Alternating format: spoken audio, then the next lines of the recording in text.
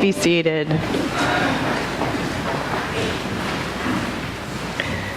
There are so many illustrations of the mystery of resurrection.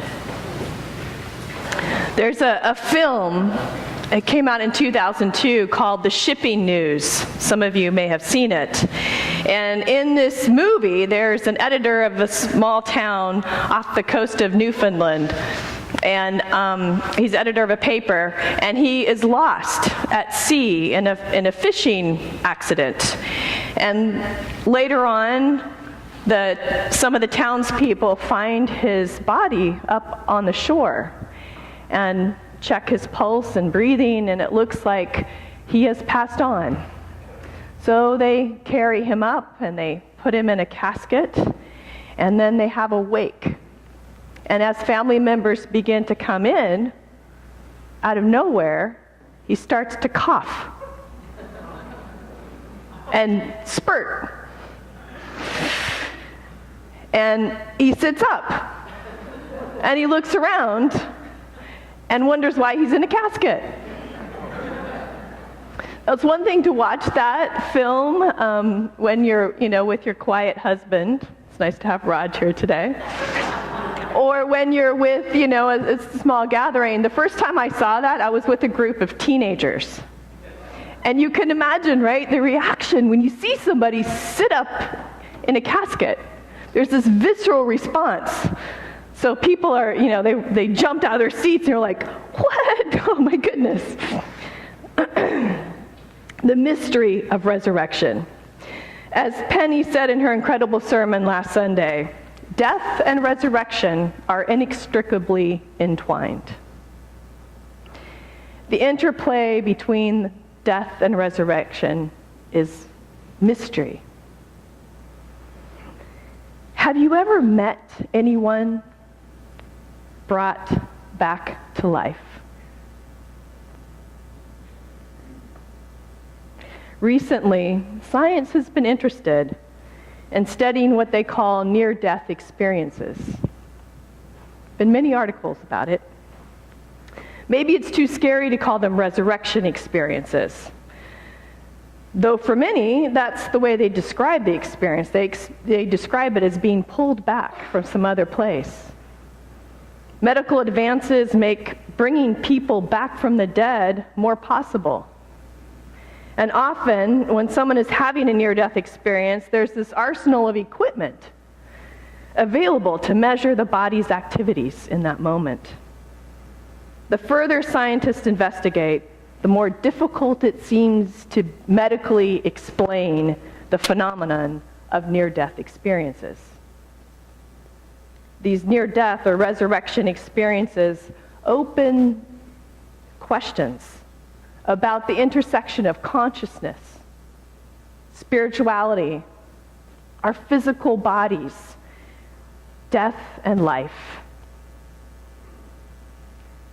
Regardless of how one understands the mystery of near-death experiences, according to an article in The Atlantic, peer-reviewed research of hundreds of people who report coming back from the dead, they consistently demonstrate particular long-term consequences from their experience.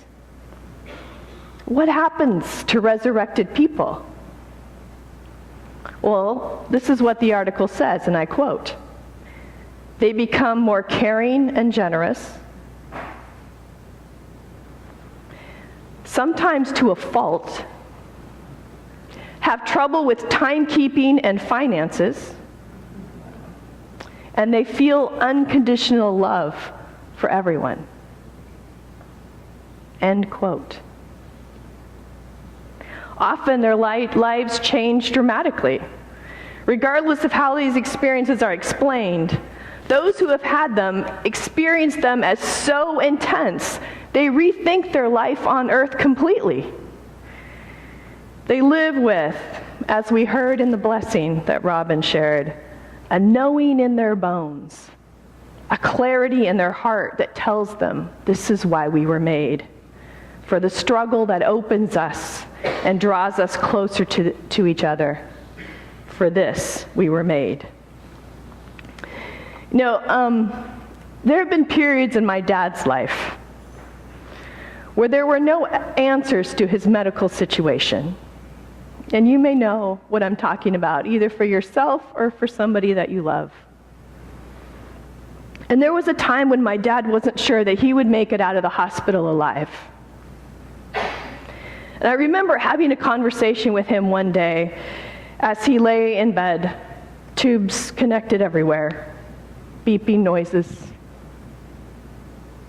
He told me that he had made peace with his absence from this planet, if that's how things were to turn out.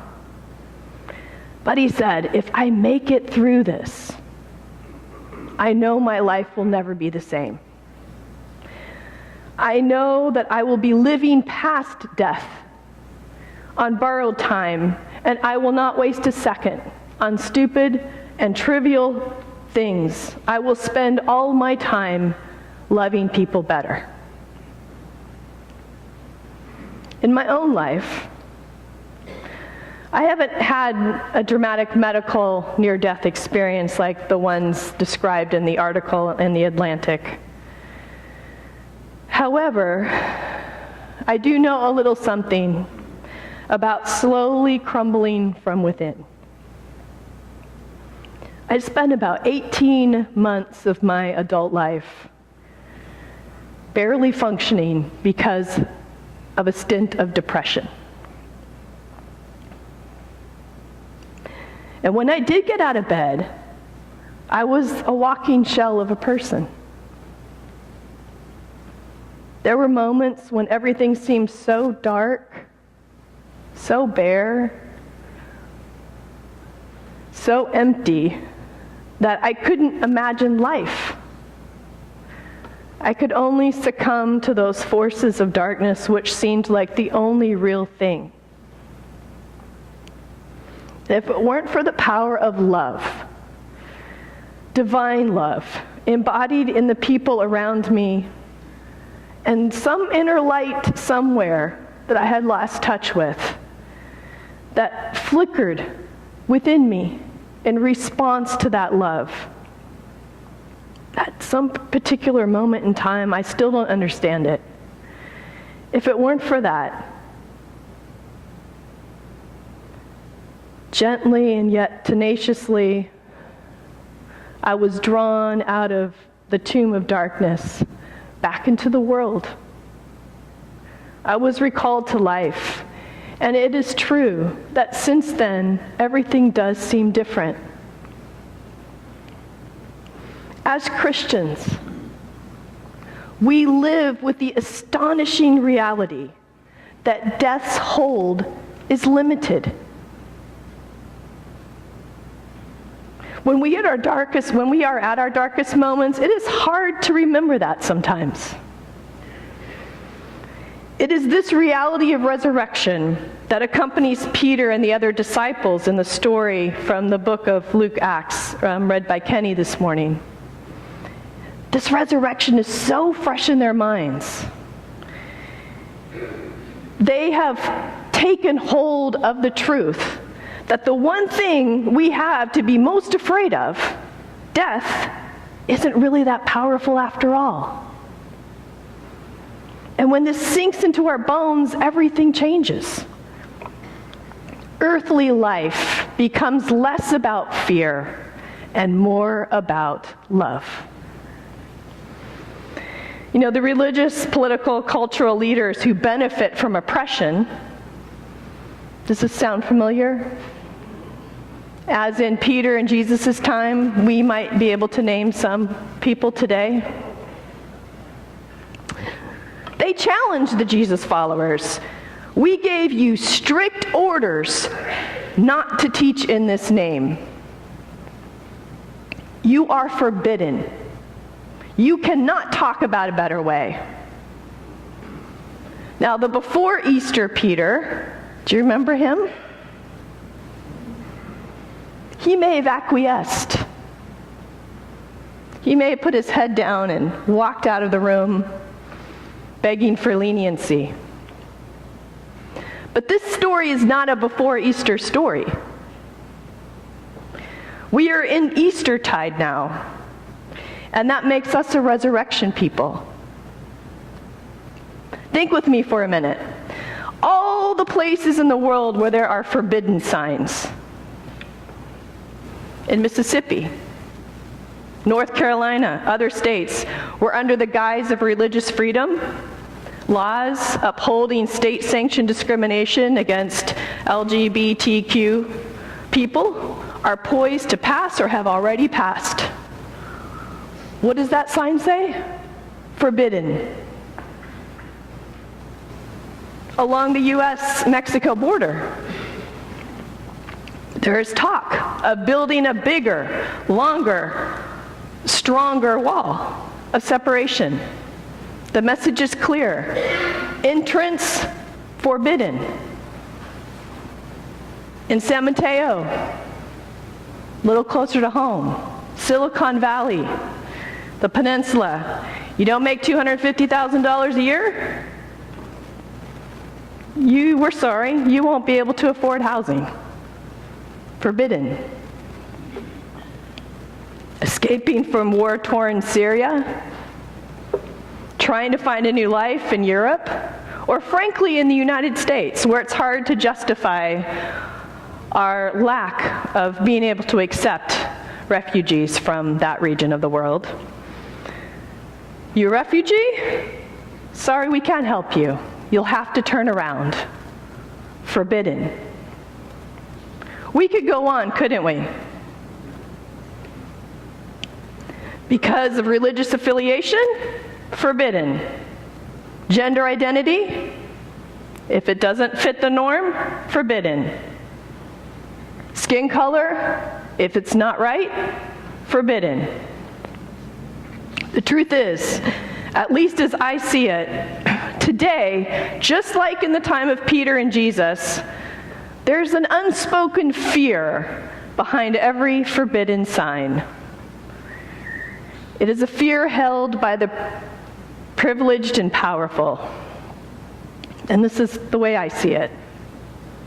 If I allow you into the places reserved for me, then I won't be as special. If I give you some, there will be less for me.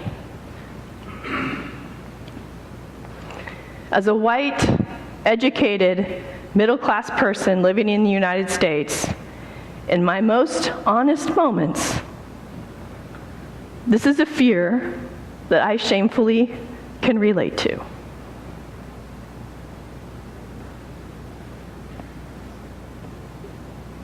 However, as a progressive Christian, doing my best to follow the teachings and example of Jesus, I can call this fear out in myself. I can recognize that fear as Good Friday, bar the windows, lock the doors, buy a gun kind of thinking. Because when you witness a resurrection, the logic of material gain, of keeping others out, just melts away. As a resurrected people, the obsession with hoarding loses its appeal. We are living in Eastertide now, and wherever we see a sign that says forbidden, we take out our Sharpies, we cross it off, and what do we write? Welcome. Welcome. Not just to people who think or act or look like me, to everyone. I remember very clearly one Saturday afternoon, Raj and I sat in our car and we were talking about pursuing this weird and strange and wonderful calling to ordained ministry. And we wondered, what did that even mean to be called to ministry? And was it for us?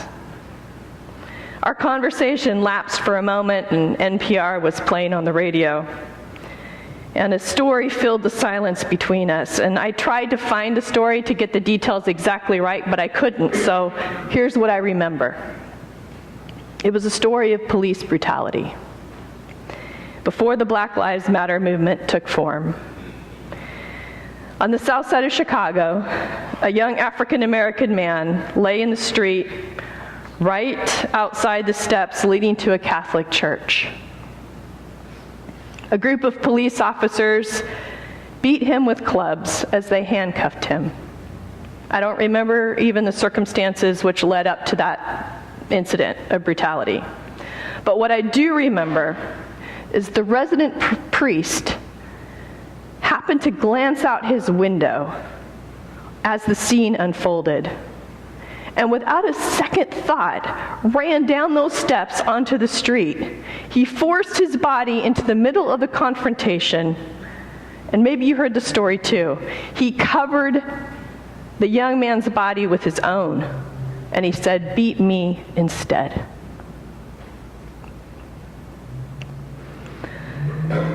The reporter's voice dimmed as Raj turned the radio off. And we looked at each other, and I said, "I don't know if this is true, but I have to believe that if I were in a similar situation, I could act in the same way that that priest did. Or how could I accept this role, this calling of ordained ministry?" And Raj said to me, "Yeah, me too." It was a God moment. Because when I hear the accusation, like Peter did in our scripture story, "You are determined to bring this man's blood on us," I want to believe that I could respond, "No, you are determined to live with blood on your hands. I am trying to live according to the logic of love, not fear, not power, but love." As Christians, imperfect and flawed as we are, as I am, we have witnessed resurrection. We've witnessed it in our teacher, Jesus, in our own lives, in the lives of people around us, in so many places of darkness in this world. Where we see the sign forbidden, we replace it with the word welcome. Even if it requires something of us, even if we have to give something up to do so. This is what it means to live a resurrected life. And you know, it is one thing to look all across the world for forbidden signs. It is one thing to start a campaign out there somewhere to rid the world of hatred.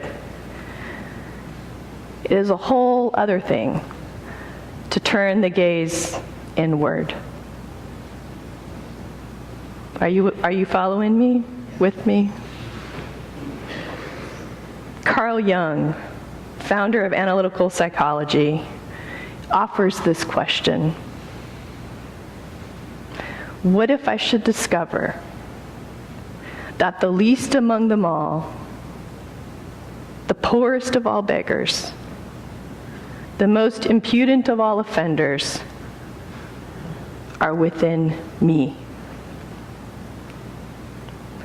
What if I should discover that for every forbidden sign out there in the world, I have one within myself? Created by voices, calling from the tomb within that say, "You're not good enough. You should be forbidden. You should have accomplished more. Forbidden. You aren't attractive enough. Forbidden. You fail at every relationship. Forbidden." Jung says, and here's the hope and the beauty of this message that we carry with us today. Jung says that when the gaze turns within, then the whole truth of Christianity is reversed. The enemy which needs loving, the hatred that needs expelling, the tomb that needs opening, the cry for welcome, it's not so much out in the world as it is within. Last week, Penny charged us to be the resurrection we want to see in the world. And perhaps the resurrection begins within ourselves. This is where amazing grace begins to take form. The abundant grace, given freely to all.